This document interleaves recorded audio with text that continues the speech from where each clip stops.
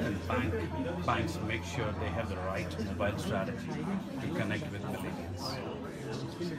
So we were talking about that. I think obsessing about, we've been very obsessed about mobile, and for good reasons, and it's seen some really great traction. But I think only focusing on mobile and not looking at your holistic digital strategy can be disastrous, actually. I think in the long run, I think actually I believe that the mobile interface will be replaced by artificial intelligence. My 4-year-old daughter talks to Google Home, and it feels very natural for her. When she grows up, I think a mobile phone for her will be as alien as PCs were for some of us, right? So I think it's really important for us to build channels that are agnostic of one technology.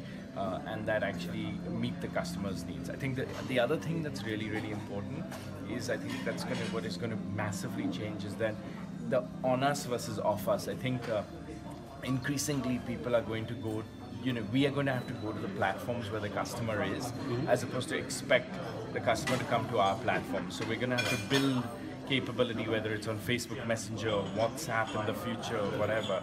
So I think purely focusing on mobility as opposed to truly being a ubiquitous banking experience will potentially be a lot of throwaway work for a bank.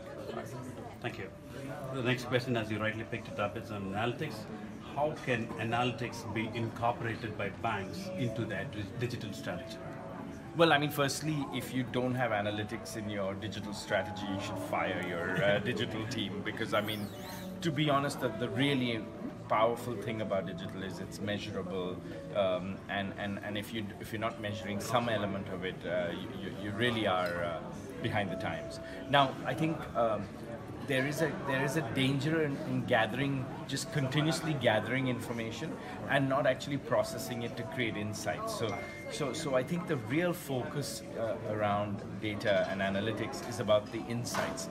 It's about the insights that you gather and then the actions that you take based on those insights. There are a lot of organizations that are sort of in analysis paralysis, collecting more and more data, and doing nothing with it. Absolutely. Right? And if you are one of those companies, shame on you. If you don't collect data, shame on you. But if I think it starts with baby steps. Take action on analytics, and then get better and better at it. God knows companies like Amazon or Alibaba or the people who you are going to compete with in the future, that's their core strength. So you better get good at it. One last question.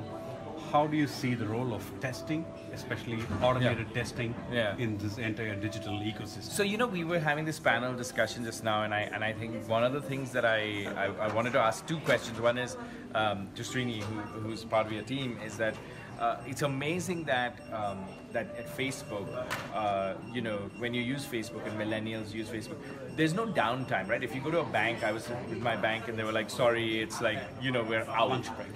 For like 4 or 5 hours. Facebook doesn't go down for 4 or 5 hours to upgrade the systems. It's always on.